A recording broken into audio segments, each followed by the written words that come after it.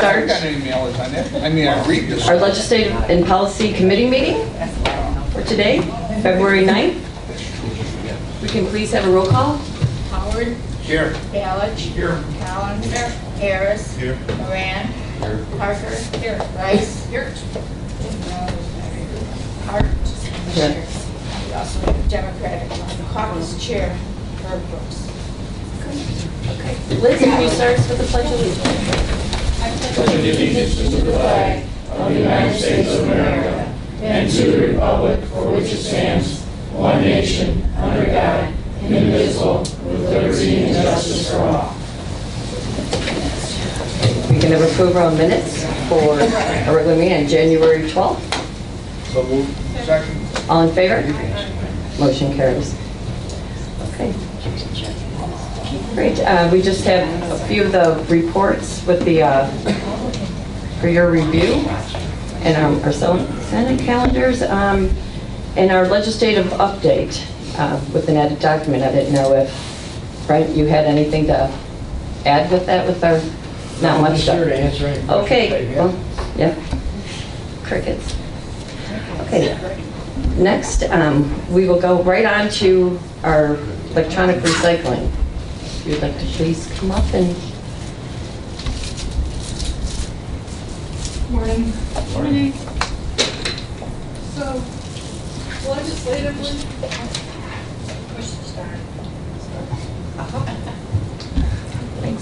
legislatively, we've approached Representative McCasey, and a counterpart of mine's been in talks with Senator Althoff, and they are open to having meetings. Senator Althoff would like to try to convene one sometime this month. I don't know if that's going to really work out and be possible. And Representative McCasey has asked to look at the beginning of March as a possibility. So we anticipate going to Springfield and meeting with the manufacturers and all the other stakeholders to try to work through what we would like to see happen with the legislation. We have a document. I didn't bring copies for everybody. We can make copies and give that to everybody. That's from the Illinois Product Stewardship Council, and it outlines the things that we would like to see changed in the legislation. Some of it goes very detailed because our EPA has not been promulgating rules regarding this, and they've been doing interpretations. Some of them have not been favorable to us as government agencies. We feel that there's a pretty anti-government feeling right now from the agency, that we're not quite understanding how that helps us provide services. They did come out with a study. They previewed that December 2nd, and they delivered that to the governor's office on February 1st. And we are building on what they have said. They were vague in some areas, but one of the areas that they completely hit the target was they want programs to have a convenience standard. And by a convenience standard, they mean that if the manufacturers reach the goal weights that the EPA has set, then the programs can't close. So we saw that in 2014 where programs were closing in September, and we also heard about that again last year where a number of programs were closing in November because all of the goals had been met for the year. So we want to make sure that regardless of whether the goals are exactly right or not, that the programs stay open, and that's the convenience standard. So we are in agreement on that. It does mean that the manufacturers will probably have to go over their goals in some cases, but it also should give latitude for them to fall in under their goals if collection programs were to fall short. So we're thinking there's some room there to negotiate the penalties. Beyond that, the EPA had made some recommendations based on population, but it was actually kind of a different approach to population than normal. And the goals left at least 49 counties with no collection sites at all. For Will County, our goal was set based on our population by square foot, something like that. It was set at 4 collection sites. And of course, this is last year when we were at 13. We kind of felt like this was probably too low and doesn't actually meet the driving distances that people are willing to go. In a rural area, people will drive further. They're used to driving further for groceries and church and things like that. But in a densely populated area, which a number of our communities are, people don't normally drive that far, and they don't like to have to drive that far to go drop off an electronic device. So this went on, and they actually combined the city of Chicago and Cook County, and they had a goal of 10 sites for both, which is pretty much unheard of in state law. Chicago's usually treated as a separate entity and even has its own solid waste plan and coordinator in the Solid Waste Act. So when we discussed all this amongst all the governing folks who've been involved with the Illinois Product Stewardship Council, we determined that we would like to see at least 2 one-day events equal 1 permanent site in the rural areas that had no sites assigned to them.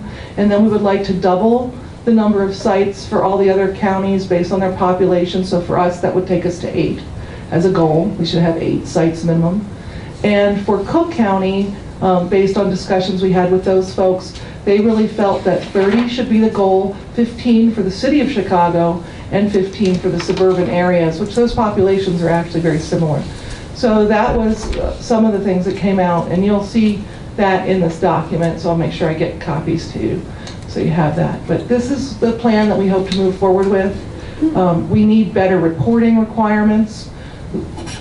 In the law right now, it states that the manufacturers are supposed to tell the EPA who they are contracted with for their pounds, for their goals, what recycler they're contracted with. And they're supposed to do that by November 1st. And so that gives you 2 months to make sure you have your programs aligned. And right now, what's been going on is the manufacturers are telling us that they're contracted with a manufacturing group that represents their interests, someone like MRM or Sims out of West Chicago, who aren't actually the true recyclers, and they're not the ones on the ground providing the services. And then it becomes very difficult for the governments to figure out who actually has the weight. What's even more frustrating is the fact that these manufacturers aren't necessarily giving all their weight. So say you had 2 million pounds as your goal as a manufacturer, you might only give 1 million pounds away on November 1st. And you might hold on to the other million because you know that closer to the end of the year, you'll be able to pick up some pounds a lot cheaper than when you bid them, because people are just desperate to get some money for the weight that they've taken in as recyclers. And what that resulted in last year was in Lake County, the first half of the year, they spent about $200,000. They had no weight awarded to them. And then the end of the year, they got a recycler, and the recycler they used to have actually sold some of their weight that they had already paid for into the market. And the EPA made a decision about it, which left them not getting full reimbursement, but only a very small fraction of what they had paid of that $200,000. So again, we say that needs to be fixed. We know that Wisconsin has very strong reporting requirements. We're actually really saying we need to go to their reporting requirements. Are there any questions? Questions? Good. Yeah. When you're talking about recycling, and I think it's a good thing, you know, you don't want all that in the landfill, but not all the states do it. And I was wondering, how do, like, certain states not do it, and then certain states do it? Is that part of the problem? Well, there certainly would be great if we had some federal legislation and guidance. And the US EPA has strongly endorsed the third-party certification bodies, and they've taken and made rules. But as far as a state-by-state basis, like many other things, they have not promulgated anything so far. They've talked about it, but not. So there's no federal standard. There's 25 states that have extended producer responsibility laws, EPR legislation, where the manufacturers bear some burden of responsibility. They vary by state. Each one was kind of done on its own. But now we're talking with the other states on a regular basis. So we know New Jersey's making some strong improvements to their language. Pennsylvania's been facing the same kind of issues we have, but their legislation gave their EPA a little more power to make changes during the program than what our EPA has interpreted their powers to be. So you're seeing movement in Pennsylvania that the EPA is actually responsible for. The other question I have is, when you buy a TV, you have to pay a fee when you buy it. It's unseen, but yes, Yes, it's so included in the price. you pay a fee, and then when you go to dispose your TV, at least in my area, we have to pay $25. It's So- actually illegal in the state of Illinois to charge you as a resident Well, for the TV. garbage won't pick it up, and they give you a sticker, and you have to call the sticker, the number on the sticker, they come and pick it up, and you gotta pay. And so what I'm getting at is if we paid once when you bought the TV, and nobody really knows that, you know, that's like a secret, you know, unfortunately. So now you paid once, and then you're gonna pay twice, really. So now you're double dipping somebody. So now if the money that was collected at the time of the purchase was all put into these different programs, you know, mandated to go into the programs, you'd have the money you need to operate the facilities. At least that's what I think. And if it's not enough, then you need to charge more when they buy the TVs. And then you wouldn't be coming here and telling us all these problems. Right. There's issues with the law. There definitely is. I do want to clarify. So when you get a number to call to have somebody come pick it up at your house, my guess is that your waste hauler is giving you Vintage Tech's phone number from our front door program. And they are allowed to charge if they come to your home to pick it up. And that's a front door service. It's not at the curb. It's a little different. The waste haulers are also allowed to add this to their programs as well, and they can charge an additional fee to do that. And certainly we have a couple of communities in light of what's going on with our program looking at that. But my point though is that if I paid to buy the TV and then the local garbage, New Way Disposal won't pick it up, they put the Vintage Tech sticker on there, and the only way I can get rid of that TV without renting a pickup truck is to call Vintage and pay again. So where's all that money going to at the point when I bought the TV? Who's got the money? You know, So I'm trying to follow the the manufacturers money. have the money. The manufacturers are utilizing the free market to bid the recyclers to get the most efficient programs. And in the manufacturer's defense, I would say that, you know, they're exercising good business sense. They're actually out there trying to get the best price for the services they're required to get. What that has led to is the recyclers who require three incomes. They require an income from the manufacturer, they require an income from the commodities that they're able to sell, the metals and the plastics. And then, all this time, they've also been able to get some money, usually from local governments for doing special jobs. That ain't what I'm asking. But that's where the money is. The No, money's well, with the manufacturers. why isn't there money from the purchases? There's What- not. I think that's where you're getting Oh, okay. confused. There's not a direct fund. It's dependent upon the manufacturers meeting their goals. They have to negotiate contracts throughout their areas to get rid of the disposal. And then the local governments come into play as being the in-between person that does the collection and gets quit. The problem what we're having is the commodity prices are tanked. So they're not getting enough money. We're losing recyclers. And what ends up happening, the new recycler he has is saying, before I can take the bids I gave to the manufacturers, I have to make the locals perform extraordinary amounts of packaging, and so it's less cumbersome for them. They can make money because it's a bad system. All I can say, this is a very difficult system to even navigate. I'm just barely starting to understand what Marta's been trying to tell me for the last 2 years, is how this whole process works. And there's a kink in the road. Every time we go down the road, there's another kink. And the whole legislation is going to be, probably have to change the mentality. There's a lot of asks, but it's going to be the manufacturers against the local governments and the recyclers, if there's any left. Where's our recycling now, in Indiana? Yeah, the recycler that we're looking at utilizing right now is out of Plainfield, Indiana. So what you're talking about is like when you buy a tire, you put it into, you get so much when you purchase a tire, it goes into a fund. Well, we don't have that direct connection. Well, that's the problem. They're paying, And that people might are be- paying twice. There's an in-between. Right down. There's an in-between. Yes, they are. So you're right. somebody, somewhere along the line, the money's going to somebody, or some group, or whatever, and we're not getting the benefit of that money. So somebody's making money off of it, and we're gonna pay more. That's what it seems like. I'm not saying that's 100% what it is. Steve, they're but it not sure willing the to heck pay seems enough. like Wait, it. we could talk more about that, Right. too, Steve, because I'm with you on. Okay, Thank you, Marta, and thanks for the job you and Dean do on this. Sorry. I know it's a very complex issue, but where the rubber hit the road literally was recently we had one closed in Eastern Will County, and I received almost 100 calls on it because now there's people out there that they're trying to figure this whole thing out, and basically there was a sign that says we're closed as of this date.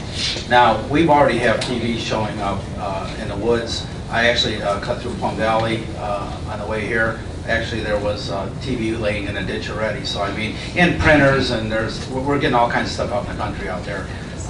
My concern on this is that if we get the older TVs with the lead inside the glass and that glass is broken outside there, we're actually creating toxic waste dumps out, in the rural areas, which I think is a very, very negative thing. And along the lines of Mr. Hassert and Steve were saying, I mean, if we ever could get a fee charged like a tire disposal fee or electronic disposal fee, I think that would be part of the answer on this. And I think this should be one of our main priorities, especially as a county, because we do represent the unincorporated areas, that we don't allow this to become a problem in the future. So to clean up a little piece of property that somebody dumped 100 TVs on someday could actually probably cost more than all the legislation that we're actually talking about. So, but thanks again. So. Well, that's why we want to keep some sites open if we can. That's, otherwise, Beach or push my button. Please, before Am I on? Okay. Thank you, Steve. Marta, we were copied on your letter you received from Troy Township, Joe Ball. Yeah. And it kind of starts out as a Dear John letter, but only it says Dear Marta. After several consideration, they no longer want to do business with us. And this sounds like a norm that their councils are falling in place with. So I guess, and we've talked about this many times before, where do we go from here? Well, I do have all in to Troy Township because they made it very clear in the letter and in a phone call that they made to me that they're very concerned with the cost. And I would say that that's actually very justified. They're a township body and they are taking in already far more than what their local residents are creating. For them to move to the new program with the semi that they have to load and pack everything, that's a lot more labor, and that's to service a much wider area. And then when you look at Shanahan closing, and we lost Laraway, they're going to be taking in even greater amounts, and they were already my third busiest site. So I do feel for that particular. We've reached out also to the city of Joliet, but we would like to come on Thursday, and when we're talking about the contract, actually ask if it would be feasible to actually move some funds from the solid waste fund into our budget to use as grants for each of the sites that decide to stay open. Because this is an additional burden for them and it is a wider scope of service than their jurisdiction. Last question. Okay, push the button. Push the star. Gold star. Gold star. So do you anticipate getting a vendor to actually, I know you said that you were looking at one, do you really anticipate with all the problems of getting paid that it really will happen? We have one vendor who did the contract. They're huge. They're headquartered out of California. They did, I forgot the number. I want to say 220 million pounds nationwide last year of electronics. So they're respected in the industry. So we really do feel that they can do the job. The problem, of course, is that they have moved to this program where they're requiring all this additional work. So many of our sites just can't meet that requirement. We have 4 sites that are seriously considering doing that. Troy Township, Mokena's Public Works Department, Lockport Public Works Department, and Bolingbrook Public Works Department. Okay. So if all of those stay open, that of course services the vast majority of our residents, but it's very inconvenient because we lost Godley, we lost Beecher. So some of the more rural arms that we had out there, those are gone now. So I don't know if we were to offer the financial incentive we're talking about now, if either of those sites would consider staying open. Both of them actually have the room, but they did not have the staff to do this kind of a program. Okay, and last night I had a question about the Bolingbrook site. and the resident thought that it was closing. When I look at the website, it doesn't have any indication that it's closing. Is this up to date and current? Absolutely. I'm updating that website almost every day with information as the sites are in contact with us. Okay. So At as Bolingbrook, I was on the phone with the mayor just yesterday morning, and we've been on steady contact since December with staff and then just this month with him.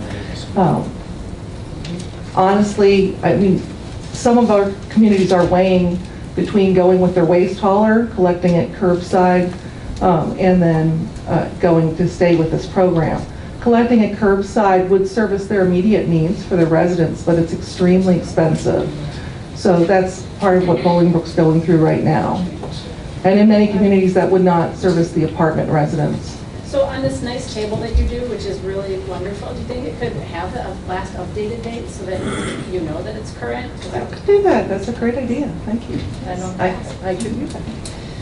All right. I know it's a very difficult subject for all of us to wrap our heads around, and we thank you so much with these updates and keep us going. And talking with Brent, I know you guys are on conference calls, and it's a lot of work still ahead of us, which we knew that this was an issue. And Dean, and he was just were on top of it, I think, before a lot of people realized what was going on. And also Steve, just so you know too, I think that was 2009 where actually you could not put them in the garbage, like the dumps and everything. So it just it was like a trickle effect. And I'm not sure where the other states lie with this. So I know this was something of that initiative, but thank you so much. Well, thank you, and I appreciate all of you and your support, and I apologize for all the phone calls all of you will probably be receiving. Okay, Nick, can we get you to come up with the federal? Yeah. Can we try and find out what's happening to all that money that's paid when you buy the TVs? Why we're, we say take money from our solid waste fund, and then we give grants. Well, New Lenox is talking about closing theirs down if they haven't already. Homer's the same thing. So we can't afford to be giving grants to every single township and place that's doing it.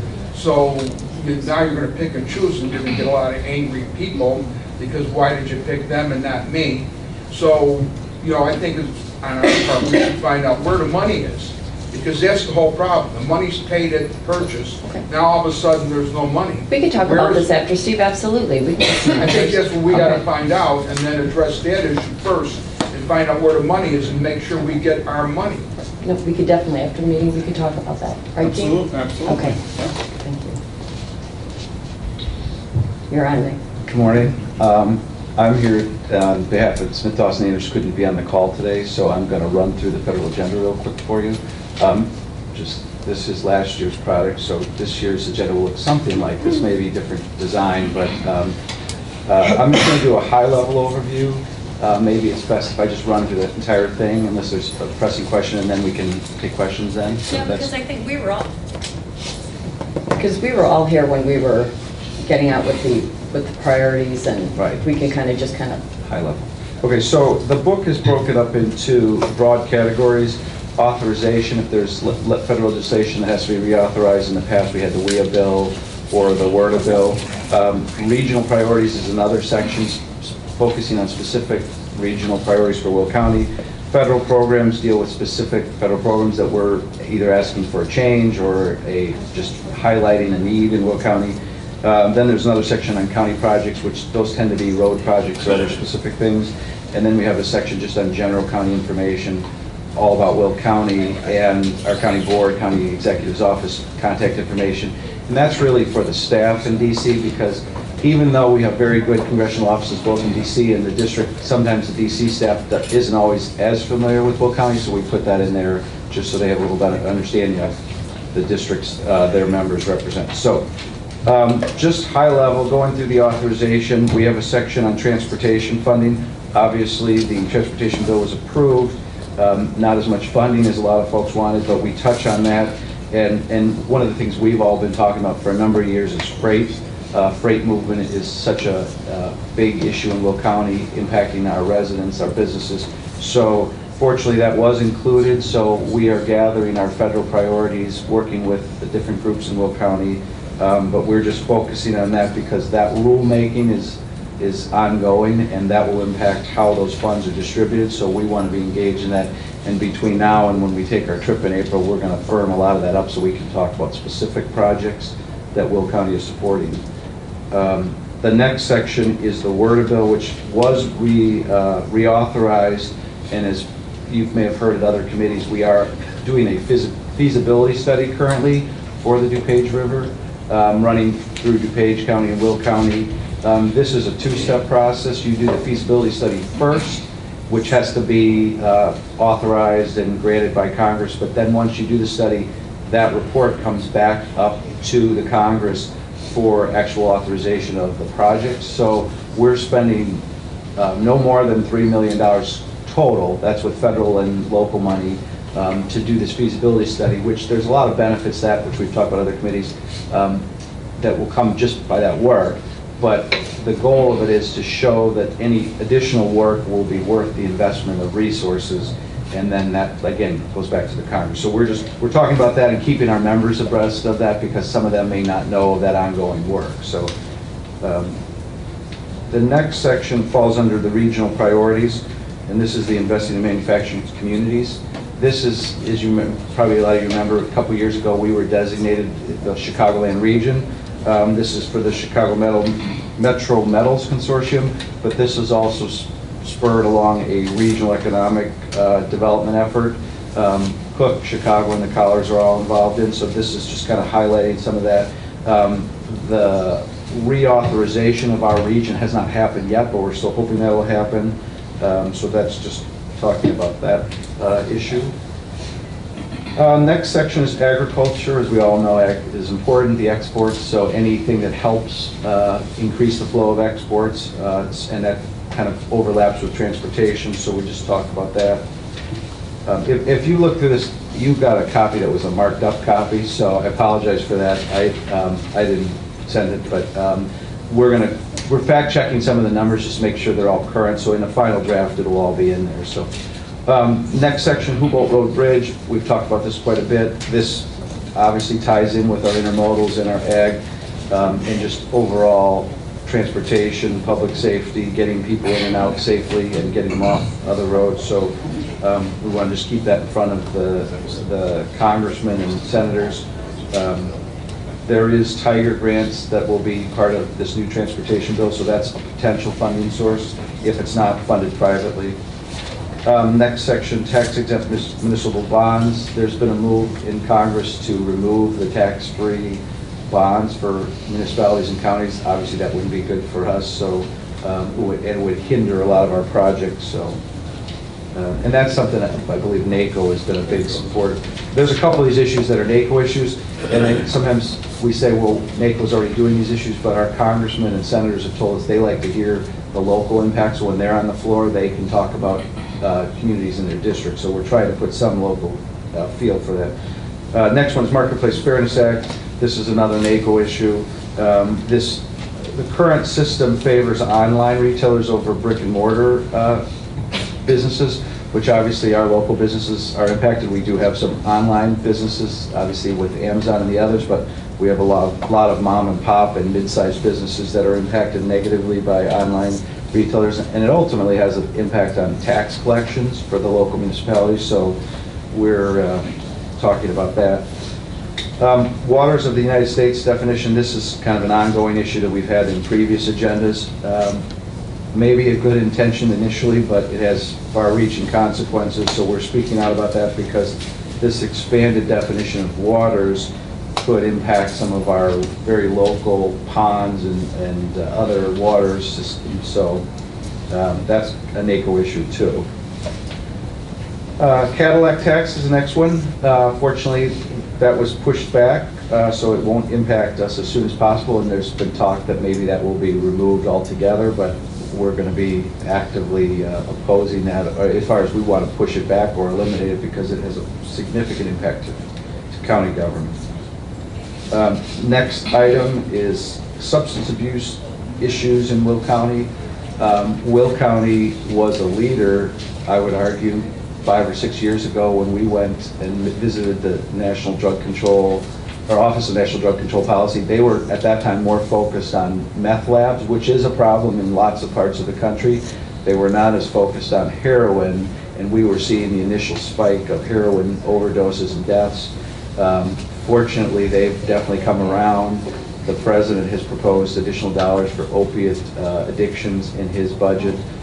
Some of our congressmen have been very active in speaking out on this. Congressman Foster just had a roundtable yesterday at our health department, and this is a real issue that they have, the national government has embraced, including the deputy director for the drug control policy speaking at one of our previous forums. So we're just kind of restating the history of Will County's involvement, but also saying, you know, they need to do some of these things to help with both the addiction and the, there is a law enforcement component too. So moving on to important federal programs, these are just some things we have on an annual basis.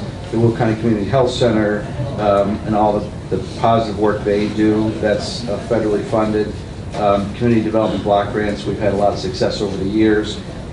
Those are always things that are under the microscope as far as the value and the cost of them, but we want to highlight the successes in Will County and the value to our local communities. Next section is the Emergency Management Agency funding.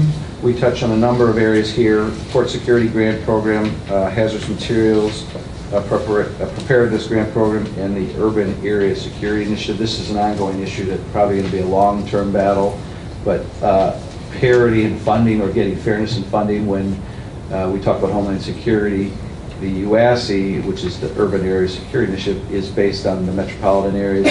Unfortunately, a lot of that money goes into the city of Chicago and does not come out, even though they use our assets. So we've kept the drumbeat on this, and collar counties agree with us. At the very least, we'd just like to see some additional funding come out of that. We know we're not going to get it all. We're not going to get a majority of it, but we should get a portion of that. So that's what we want to keep talking about. And we visited FEMA a number of years ago, and they said probably the only way you're going to get funding is a legislative fix, because the Chicago and Illinois region was unique, and they knew all about us and said, we can't tell them to give it to you. You're going to have to get legislators to write it into the law. So. Next section focuses on county projects. Again, we've focused on some of our major projects in the past. We did have the Weber Road in here for a number of years. As that's moved forward, that's dropped off, but we still have the Laraway Road Corridor Improvement Project. This is obviously a major east-west corridor, and we're hoping for some federal money. Both, just anecdotally, that and possibly some of the roads in the southern part of the county could be potential candidates for future freight funding, because of the movement of goods up and down those roads. I know Laraway Road tends to be more of a residential or local road, but there is some freight movement in portions of that. So that, along with like Peatone-Wilmington Road, could be a freight corridor, depending on how the rules are set. Next item, Integrated Justice Initiative. This is an ongoing county effort, very similar to many other counties around the country. This is just highlighting what we're doing, and if there's grant funds in the future, we want to compete for those, and so we're just kind of highlighting that and demonstrating that to our congressional offices. Next item, we have a couple of sheriff's items. We have included the law enforcement complex in here before, knowing that we weren't probably going to get federal funds for bricks and mortar, but there's always technology dollars through the COPS program, which can be beneficial now and in the future. So we kind of clean this up a little bit. It's kind of a mess in your draft, but just telling our members that we are building a new building, that we're including the dispatch center, and when they debate COPS funding and technology funding, we want them to know that we have plenty of needs and they should fund those. And we included, the last item is the in-squad car cameras and laptops. A number of years ago, when we had earmarks, we did get about $1 million earmark for iWin laptops. Since that time, and all along, I guess we've been supplementing it with other funds. A lot of those initial iWins, I assume, have been replaced or on their way out. So there's still an ongoing need for laptops, cameras, and other technology equipment. So that's a real high level. I know there's one other issue. You can talk about new business that we may add to this, but Exactly, thank you, Nick. Yeah, before we do, for us to go ahead and vote on what is to be our priorities, I am going to invite Chris Lawson up to the table if we could talk about one more issue that we would like to discuss for priorities for the borough. Sure. I'd like to make a comment though on something in this. I do too. I think we have a fair. Yeah, Okay, we all can right. do that. Can you push it up? Push a button now. That's a You cold know, start. before Chris talks, hi Chris, by the way. You know, before Chris talks, you know, there's a lot of members here that may not have been around when we were more involved with Lewis Airport. But you should know that the county, the county board has always been very supportive of Lewis Airport. And I think if we didn't, I think twice on grants, if the county didn't provide the entire match, we provided the bulk of the 10% match. So those of you who know, this airport, they get a 90% funding from the federal government on projects, like the extension of the runways. And you should know we have a long history of supporting Lewis Airport. And it is, I think, an extremely important asset to this county, and we need to really get behind this airport. So continue to be behind this airport. I want to say like we have. We've always been behind Lewis Airport. I went to Lewis. It was just an airstrip. The school of 1100. And I changed, you know. But I wanted to know that we have been financially supportive of Lewis in the past. And we should also be, of course, supportive in legislative matters. That's all I just want to make you aware of. Thank you. I don't need to say a word. I'm done. I'd like to introduce my chairman, Dave Silverman. I work for the Joliet Regional Port District. They're the owner and operator of the airport. The name, obviously, Lewis University Airport. The first thing you think of is a bunch of college kids flying around learning how to fly. And they do have a very successful program that we're very proud of. But unfortunately, some of the corporate sponsors that we're trying to attract to the area, when they're coming into the airport, when they see the name, the first thing they ask is, where's the tower? And that's what we've been working on for some time. The Port District started in 1989 with the purchase. They started with a 172-acre facility. Today we're up over 1,100 acres. We're one of you have 4 airports, I believe, in the county. You've got Clough, technically, the Park District, and then our airport, Lewis, and then the big one, Peatone, someday. So for right now, we are your largest airport, and very proud of it. Many Fortune 500 companies in the bullet point that I hand out come in regularly, and you know, we're just missing a couple things I think that'll put us over the top. Getting back to Lewis University name, we sell over 500,000 gallons of jet fuel a year to the different jets that come in and out of the airport. We have 10 base jets, and a tower at 2 intersecting runways is vital. You may hear some discussion. There's a new technology out now, remote control tower. It's a new FAA buzzword, and we've seen a possible funding avenue with that. We'll take any tower we can get the FAA approves. That's kind of been our motto. We'd like to be one of the bullets in your chamber when you go out to Washington or your top legislative pieces. We'd like your support in taking any tower we can get at the Lewis Airport. You know, my personal preference is the old-fashioned bricks and mortar tower. That way I can work with on a daily basis the control tower chief, and we can do things in-house to make the place better. But I'll take anyone we can get because we need it. It's pretty busy out there on a nice day. I personally own a single-engine airplane. There'll be many days where I'll say, you know, I'm going to go for a ride. It's a nice day. And it's so busy out there, I go home. So I myself don't even do it all the time. And I'm not exaggerating. It does get kind of crazy out there on a nice day.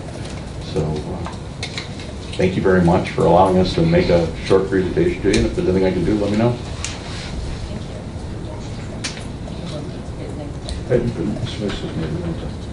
Yeah, Chris, maybe. I got a gold star. Oh, there we go. Okay, Chris, maybe you can just give a real quick explanation of why the tower is so important and how it restricts the airport by not having a tower. And certainly the demand's there, but There are without a tower, it's a problem. There's over 500 towers in the United States, and we have hired a consultant to come in and do a study. The counts that they've given our airport are over 100,000 annually. If you took that 100,000 count and put that into the control tower program, this includes O'Hare, we'd be in the top third of the nation with 100,000 operations. It's pretty impressive. We'd be like in the top 5 in the state of Illinois, and that includes O'Hare, obviously, they're number 1. But it's just, we have a lot of activity. We have 2 intersecting runways with no traffic cop out there. The jets like to use the longer runway, but the wind might be favoring the other runway. So now you got 2 pilots going, okay, well, you go ahead. No, you go ahead. And everybody's always very courteous. There's no problems.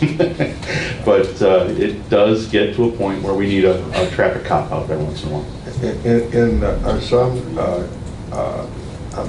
we're at the corporate world, are they restricted by their insurance not to go into? There are certain corporations where if you don't have a tower, we're not going in.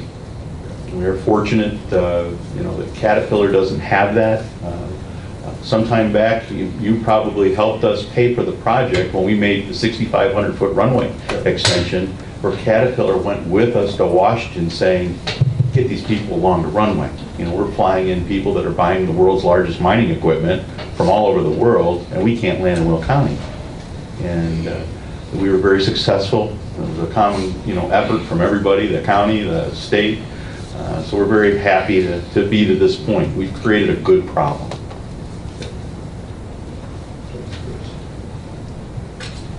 Just to add on to that, I don't think that people have to be sold probably too hard on this, but we recently met with Chris, and we were talking about the economic impact of that airport is huge, and it's not always talked about. When Meigs Field closed, a lot of those corporate people had to go somewhere, and some of them have come to Lewis. DuPage has 1 airport. There's another airport up in the northern suburbs, but Will County, we have, as Chris mentioned, we have 4 airports, Lewis being the largest. But for a lot of corporate folks, that's where they're coming when there's the golf tournaments, the race at Route 66. Their jets are coming in there. They're busy. You guys are bumping, well, not bumping, but almost bumping. I'm saying bumping. But it is a huge regional economic value in addition to all the transportation values. So. And Chris, I have a question to ask you. When and we were talking about this, what exactly, as we say we're going to, I think we're getting a good general sense of where we're at of putting this on for a priority, but what exactly are we asking? We're asking to be included in the AIP program, Airport Improvement Program, for funds to come to Will County. There's many different federal funds available to you, the cargo and the police, and I don't know how many requests you have for public airports to come back into the county, but Airport Improvement Program funds to go specifically. And the FAA has a cap of $2 million towards the control tower. And we'd at least like to request that cap at this point. We believe the project's going to cost anywhere from $4 to $6 million. We're doing a site study right now that'll get into the very specifics, nuts and bolts of sewer, water, parking lot, and it'll give us a good solid number, but it's going to be about $5 million. Okay, so would this be something then with our priorities, Nick and Bruce, would we also put this on when we go down to DC in April? Would this be something we could maybe make one of our stops?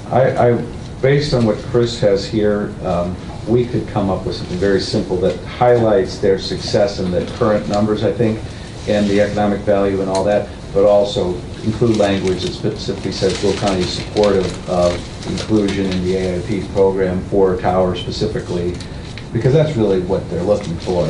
And it's really not that much money in the whole scheme of things, the benefit, but the $2 million from AIP would be huge. And we don't have many of our other airports coming to us asking us to, weigh in on their behalf. If they would, I think we would probably consider them. But this can be, I think, fairly straightforward, and then it gives us an opportunity to talk about it with our members.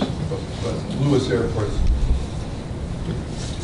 Lewis Airport's unique amongst all our airports. It's certainly our largest.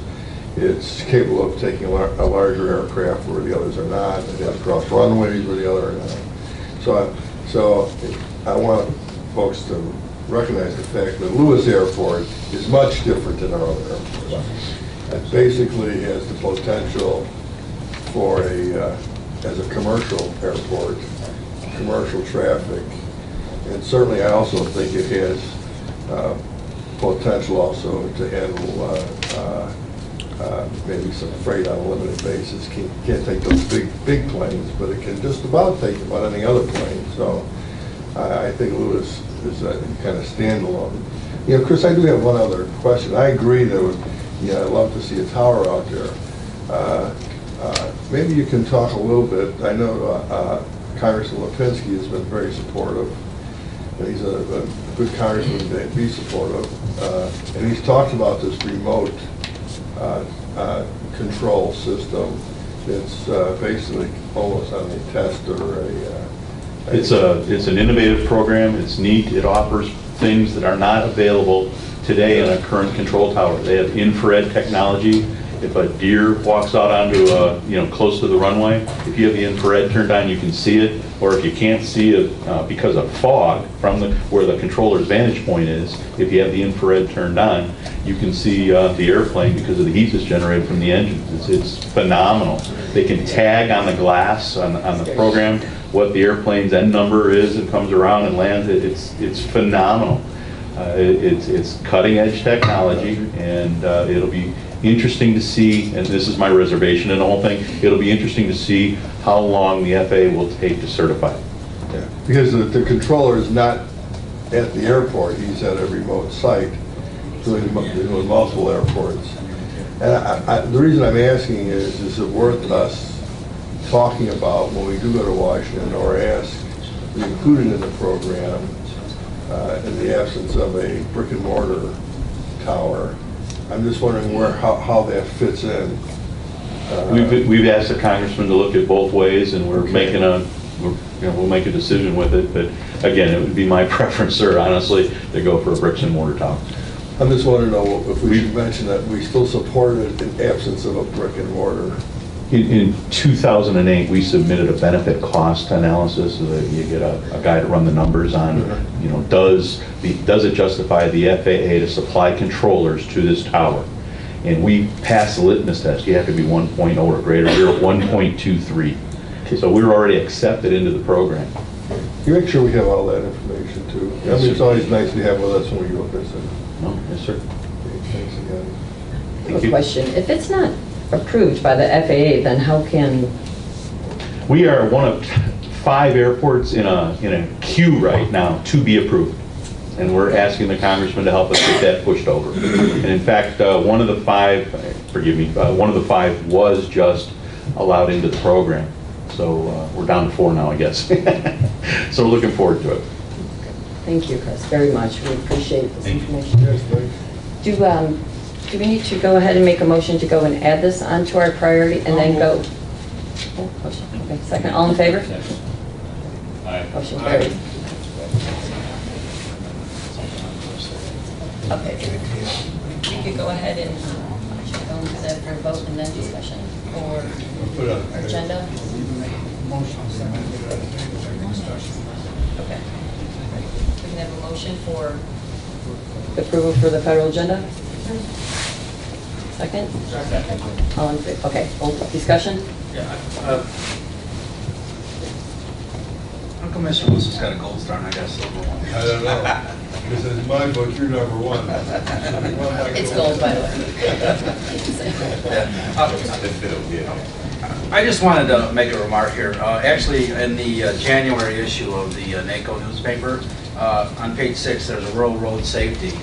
And I know that's one of our greatest priorities is actually improving our roads and making our roads safer on our local roads.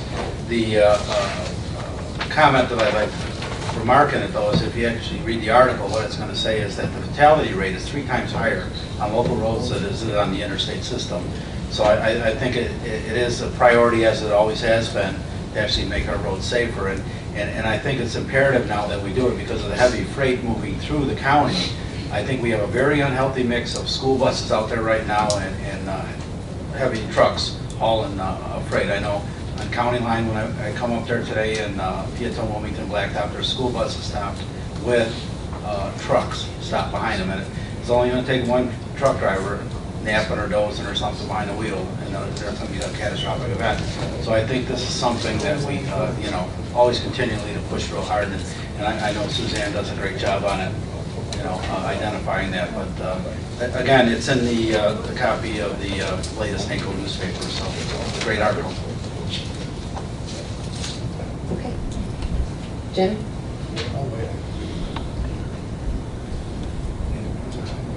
Okay, there's a couple of things I'd like to mention. On the transportation side, there is funds that we're going to be dedicating not only for freight, but they're also dedicating some funding for counties, that are specifically to counties, and it's more for bridge work, county bridges. So I don't know if we put an emphasis on that, just to tell them that we like the idea that money was set aside for the counties, and to encourage them to continue to maybe fund that at even a higher level, and kind of, that's something else we're going to have to work on, is trying to put ourselves in a position to be successful or competitive grants. So we're going to have to get some program together on that. So I wanted to mention. The other area I wanted to talk about is healthcare center. There was a discussion at the Health and Safety Committee about the continued funding or the continued operation, or how healthcare centers been impacted over the years. And one is there's more of them. When the county first got involved in this, it was a we filled a gap now that others are doing. But even more importantly, the Affordable, although I like to say not so affordable, Healthcare Act also impacts our healthcare center, because now people have insurance. More people have insurance. They go to their healthcare provider, and what would be the future of our healthcare center? One of the areas I think that they still continue to fill a big gap is in dental care. I don't know where we stand. Certainly, I don't think it's necessarily the county should be competing with others who provide the same services. Quite frankly, I'm glad that other nonprofits have got into the business, and maybe we can back off a little bit and focus on public health. So I guess this is a long-winded way of me saying that should our focus be more on the public health portion, and not as much on the providing primary health care. We do not get, we've had to fight for our level of funding in the feds. They have given us a little bit more over the years. So I'm just kind of throwing out of where does the emphasis go when we go to Washington when it comes to the health care. I'd like to see it more on the public health care side. Seems every few years you got another disease that pops up, and too bad we can't eradicate all the mosquitoes in the world. But so anyways, I'm just kind of throwing that out there, more for probably a discussion, or just say where do you put your priority. And of course, they would be talking in conjunction with the health department board and see what their views are, because we were told the health department board is the same type of discussions and the same type of concerns. So I guess that's my comments.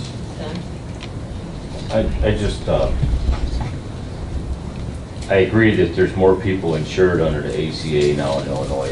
Illinois is one of 8 states that have increased the number of insured in the United States because of the ACA. But looking at our health center, I think at this point in our federal legislative agenda, I think if we're going to look at changing the role of the health center or diminishing what we provide for services because it's not as necessary anymore, then I think that's something that we need to look at and find out exactly how much service are they providing compared to what they were providing, who falls off the map if we decide to stop providing that service, who wouldn't be able to get any of those services then, wouldn't be available to them, and look at that before we decide if we're going to take it off of the legislative agenda, or, it's on here right now. Well, and I'm we not rely saying, on- I'm not saying take it off, Don. Okay, I'm well, saying the emphasis goes, maybe more to the public health care side versus the primary health care side. In the past, you even look at the title, it says healthcare center. And when the health department is coming and telling us they have to develop a marketing plan to compete. I was here and I heard that. Well, I'm just and I saying. understand it. All I'm saying is they rely on a lot of federal funding to accomplish what they do. And Not really. And well, I'm just telling you. all right. Well, in our federal legislative agenda, there is Community Health Center 330 grant funding that comes from the federal government that goes towards vaccinations and other things. And I think if we're going to go there, we probably should it should still be an ask for the time being until we determine what. Vaccination programs are different programs. They go out to the community. I'm just saying that when you throw out things like vaccinations, that's not a program that that necessarily goes through the healthcare center. That's a public health program. I'm looking at what's in our federal agenda. Well, I'm just Okay? telling you that those are the programs that go out that have a public health implication and they can reach. And healthcare center is primarily a primary healthcare facility. Did you have a clarification? Well, no, I think Jim and Don are both saying important things. I think the one thing to understand, and Jim may have said this at the last discussion on this topic, when we got into the community health center business, we were the only show in the county. And we did celebrate how many babies were delivered through our community health center and what have you. And the whole idea of the community health center was to fill that void that existed in the healthcare system. But since that time, Jim is correct that others have come on the board. Aunt Martha's has 2 centers, one over near Gompers and one at present St. Joe's Hospital. VNA has a facility, now a new facility, right by Romeoville High School, and I believe they have one in Blooming. So I think we have 4 community health centers and ours. I think the question, as board members and elected officials, we have to say is, are our residents getting service? And then I would argue in some ways they're getting service better now they're closer to their homes through these other centers. But the one thing, just as an example, so you understand, like when Jim talks about they do it more efficiently, Aunt Martha's has a CEO and a medical director over all their facilities. That's required by the law. We have one facility with a CEO and a medical director because it's required. They can move their nurses from one facility on a Monday to another facility on Wednesday because they have multiple facilities, because of demand for service and scheduling. So there is an argument that, are we the best ones to provide it the way we're provided now? Yes, I think we have to ask that question. But the other question is, to Jim and I think Don's point is, are there other services that we are providing now that we should continue to provide in a different way? Maybe the dental is one of them. There may be other services. I'm on the President's Community Health Board, which I was at this morning, and they were talking about this exact subject, and the big issue is behavioral health, mental health. I mean, maybe Will County continues to do some of that through our center. So that's a much larger argument. I think at this point we should focus on community health centers are a good thing for all of our community, whatever mechanisms they're provided, whether it be through county-run facilities or other. In other, are we keeping the language as is? Are we asking for change, or are we you're just asking for others? I think going forward, I think it's something that needs to be discussed and needs to be examined. Okay. Can we go, because I know we have a couple that needs to leave for land use, so can we just go ahead and, or are we going to change it? I guess I don't. Land use guy. Yeah, but wait. Do you want? No, I had something I wanted to point out. Doesn't wait. Just go. We could, just as a quick offering, we could tweak this if we wanted to bring this through come to executive, or, I hate to do it on the floor of the board, but if there's some language change you want, we can make it. Here's one of my concerns, and I'm going to go also for language. Here's one of my concerns. is that I don't want to see the county, I mean, for now, all of us to be competing for the same dollars within the same county may not be the most effective way of ultimately serving the people. So, you know, I support dollars coming to Will County for healthcare centers, but all the healthcare centers. And now it seems to me we've gotten into this area of maybe we're now competing for the services with others within our own county. And that may not be the most productive thing, way of approaching it. That's all I'm saying.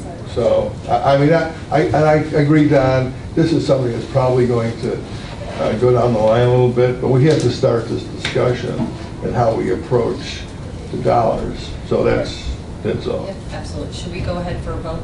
Suzanne, I just wanted to mention one other thing.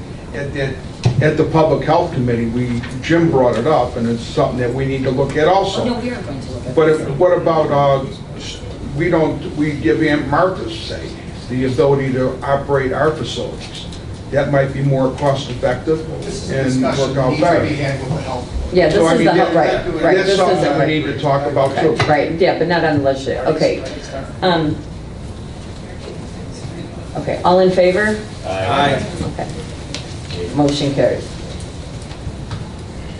Okay, can we, Steve, can we get you up to talk about House Bill 4521? I just want to make sure there's something. Committee, thank you for the time. I'm Steve Rauter. I'm the Executive Director at Westcom 911 in Plainfield. I'm the Vice Chair of the Will County ETSB. I just wanted to briefly update everybody on the current state of affairs at the state level for 911.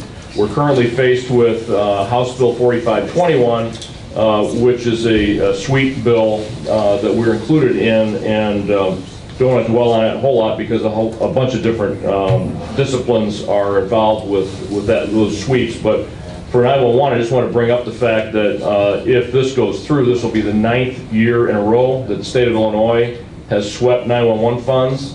The implication there is that is in essence in violation of the Net 911 Act of 2008 at the federal level, meaning for the last 9 years the state of Illinois has not been eligible for federal funding for 911 improvements.